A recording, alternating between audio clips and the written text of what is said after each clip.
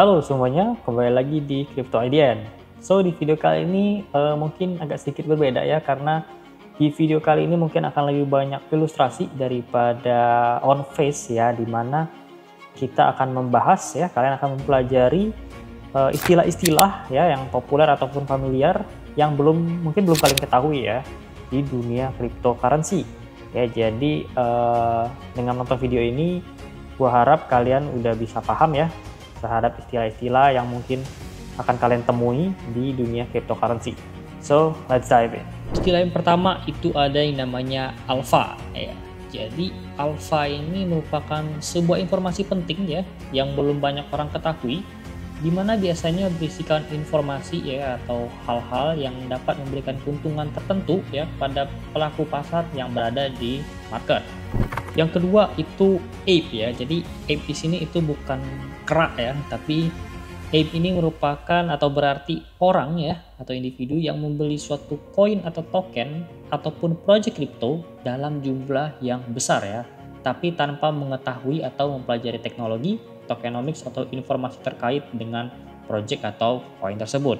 Nah, yang ketiga ada yang namanya FOMO ya. Jadi mungkin FOMO ini banyak teman-teman di sini udah pada tahu ya atau udah sering dengar, dimana FOMO ini merupakan singkatan dari Fear of Missing Out, yang mana similar ya dengan mungkin kalau teman-teman tahu yang namanya bandwagon effect.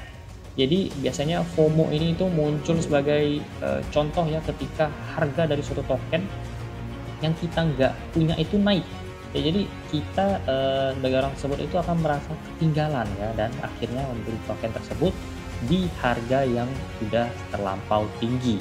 Yang keempat itu adalah FUD ya, FUD ya, merupakan singkatan dari Fear, Uncertainty dan juga Doubt. Biasanya FUD ini merujuk pada informasi ya atau berita buruk yang ditujukan atau beredar di market cryptocurrency, baik secara global ataupun ya merujuk pada suatu token atau project tertentu. Nah, biasanya ketika suatu project atau token tersebut terkena FUD ya, maka harganya biasanya itu akan mengalami koreksi atau drop.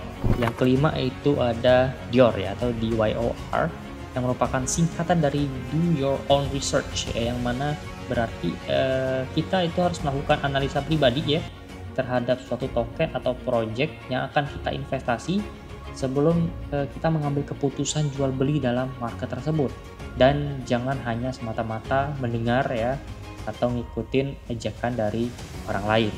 Nah, selanjutnya itu ada yang namanya HODL ya atau HODL, yang merupakan singkatan dari Hold On For Dear Life, yang berarti suatu kondisi ya di mana individu atau kelompok tertentu itu memutuskan untuk membeli tapi tidak menjual token atau koin tersebut dalam jangka waktu yang lama ya, baik harganya sedang naik ataupun turun.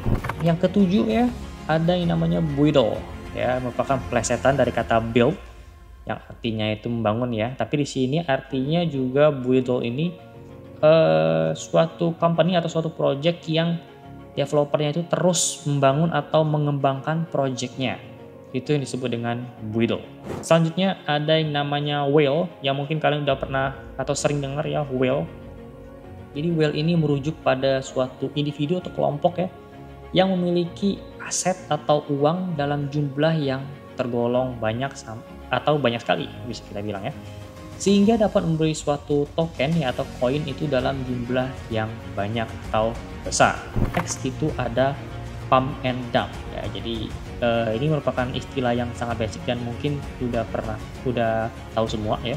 Jadi pump ini merupakan suatu keadaan yang dimana harga dari suatu token itu mengalami kenaikan ya, sedangkan dump itu merupakan keadaan dimana harga suatu token mengalami penurunan. Namun ya, jika disatukan ya pump and dump itu bisa berarti lain, dimana pump and dump ini merujuk pada suatu komunitas ya atau individu yang melakukan promosi ya atau mengajak orang lain untuk membeli suatu token atau project, yang mana biasanya mereka itu yang mengajak itu udah membeli token tersebut dalam jumlah yang banyak di harga bawah atau di harga yang masih murah.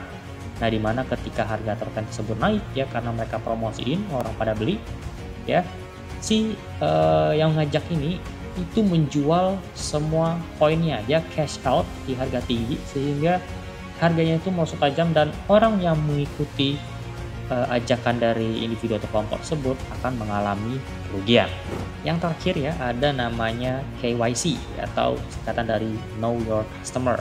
Jadi KYC ini merupakan suatu proses ya, di mana biasanya suatu exchange itu melakukan identifikasi atau verifikasi data ya dari user yang melakukan register account, di mana mungkin akan dimintai identitas pribadi ataupun identitas-identitas yang mereka perlukan.